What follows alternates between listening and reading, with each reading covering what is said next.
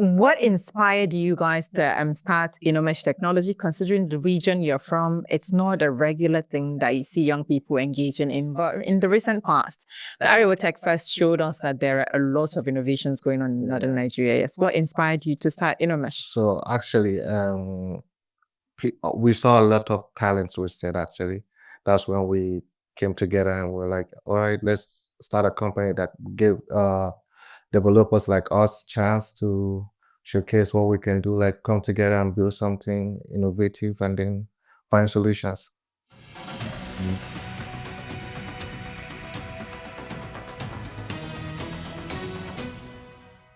Hello and welcome to yet another edition of Spotlight on S24 Television. Today, we're bringing you a company called Innomesh Technology, the founder and the co-founder, to talk to us about their inventions, especially coming from northern Nigeria.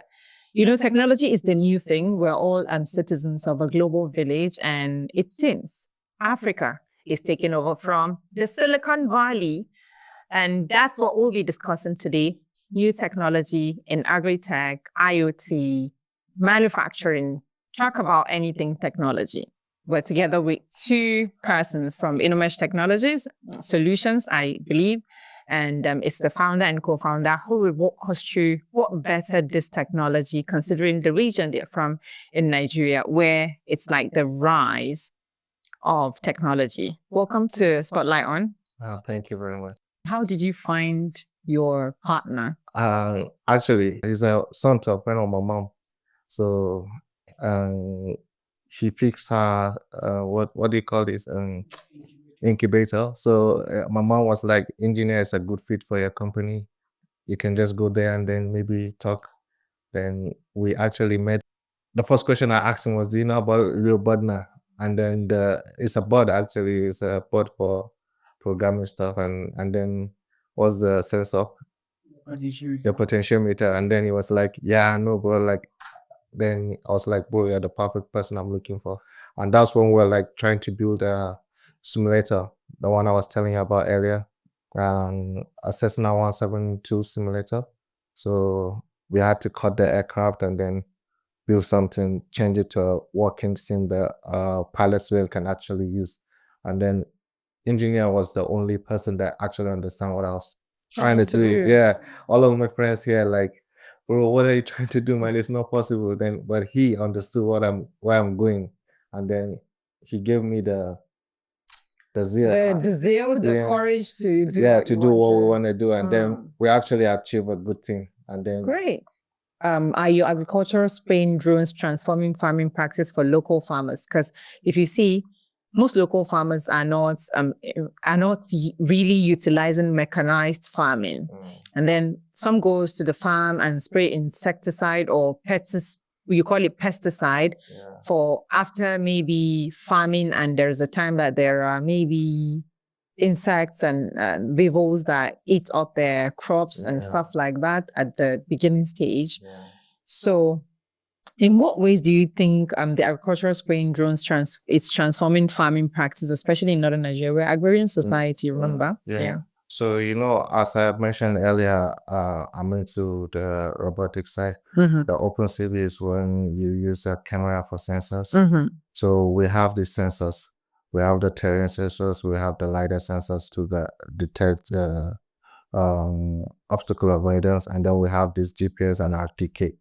This when the best way to put it for you is like everything is precise. Like when I turn the drone on here, it will show me exactly where we are, and then with precision, like very precise. And then it stays in its course, like it doesn't drift or do anything. So there's this thing we call SWAT. It's the how do I put this? It's how the drone sprays. Like maybe it's in 3 meters or 4 or 5 or 7, but then when it's going in that SWAT move, trying to cover a hectare or anything, it makes sure like every place the pesticides and insecticides you use, make sure everything is covered there. So when you cover everything there, the local way, the way they do this. Yes. Yeah, it doesn't They call really, it peshi. Spray, Yeah. spray, spray. it doesn't really help that much. Mhm. But after you implement this drone tech we brought, Mhm. I'm 100% sure you will love your new harvest, because maybe you were earning maybe 10 baht before, but after using our drone, You get more support. you get more. Okay, I think we should go on a quick short break introducing S24 Business Magazine coming up to you by the end of this year. God's willing, and stay tuned. We'll be right back. All right. Welcome back to Spotlight on S24 television, where we're talking with the founder and co-founder and chief engineer and CTO of Innomesh Technologies Limited.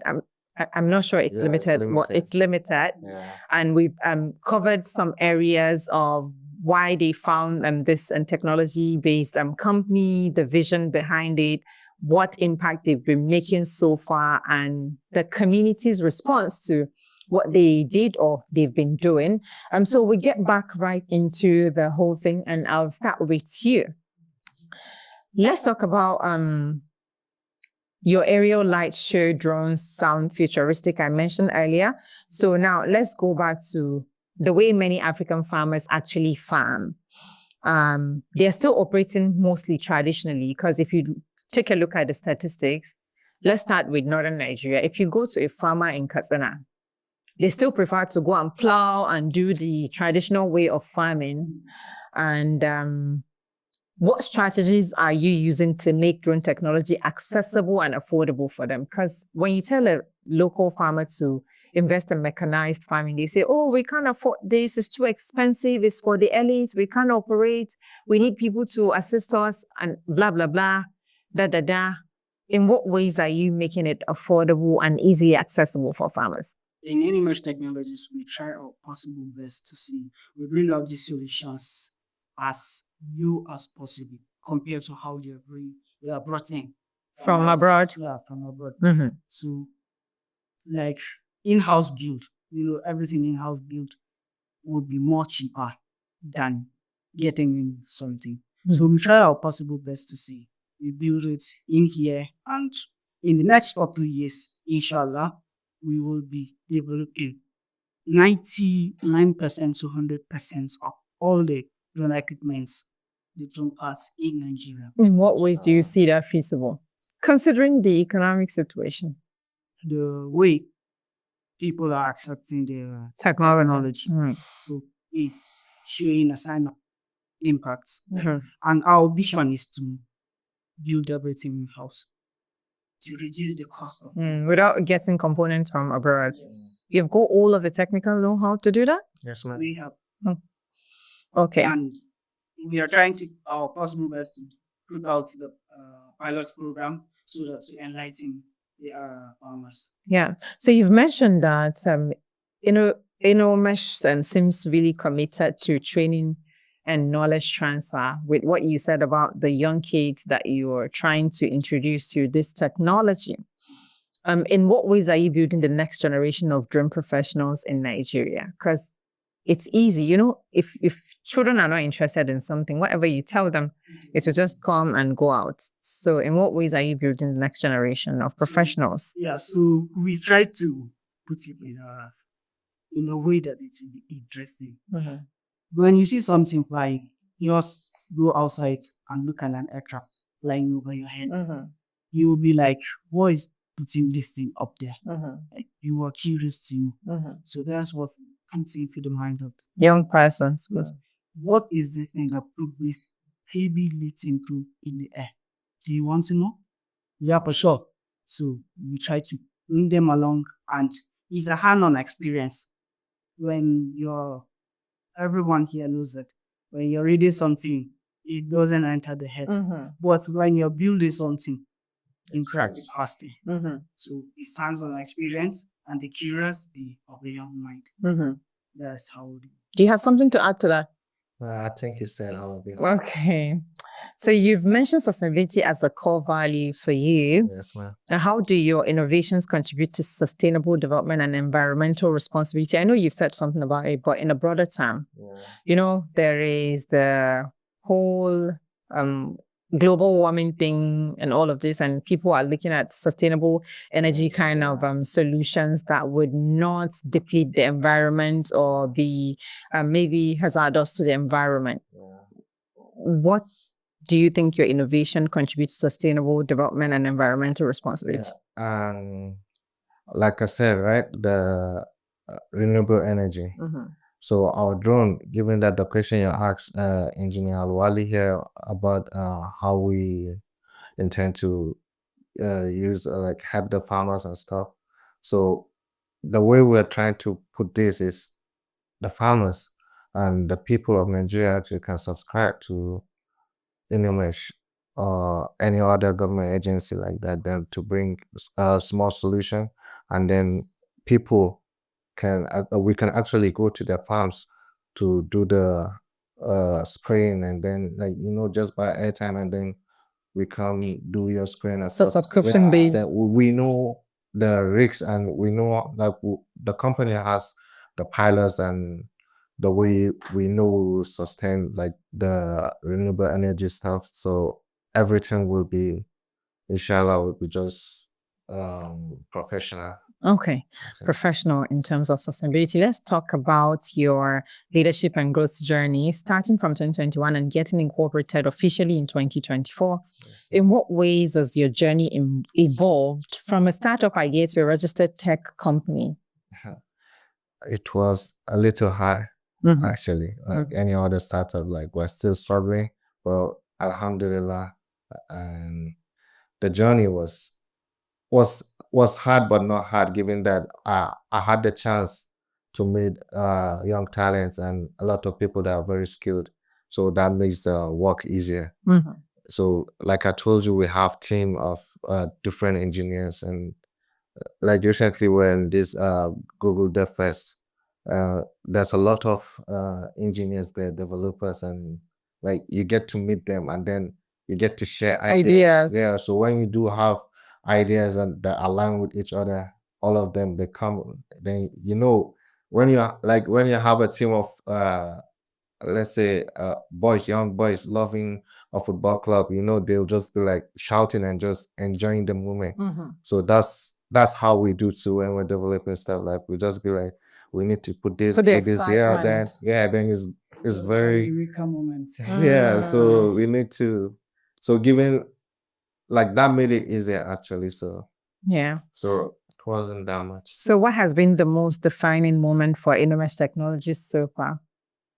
So our most defining moments, I would say, is our Innomesh Technology is June, the Innobana and the Suri administrative because I can remember the first time we took flight. Actually, this was really all the sleepless nights put in that project. Yeah. So how do you both of you as founder and co-founder complement each other's strengths in leading the company? Yeah, engineers, I think every engineer has this small ego. Like, we should do this way. No, we should do this that way. We should do it this way. No, then we just have to like do it both ways. You conclude which one? No, we actually bring both options together and then work it out. Then whichever option is best, then we use that.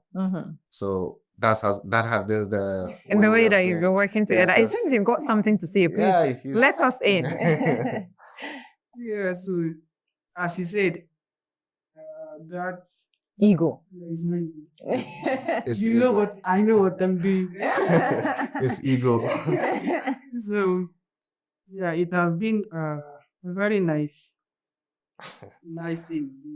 Nah, it's not nice. Yeah, it's nice. It's not nice. It's not nice. It's nice. It's not nice. So which should we take? It's nice. Even here we do it. It's mixed. So now it's not nice. Not We should stick to one. Nice, not nice, or in between. Good. Okay. Yeah, it's okay. It's okay. Okay. Good. I love that energy.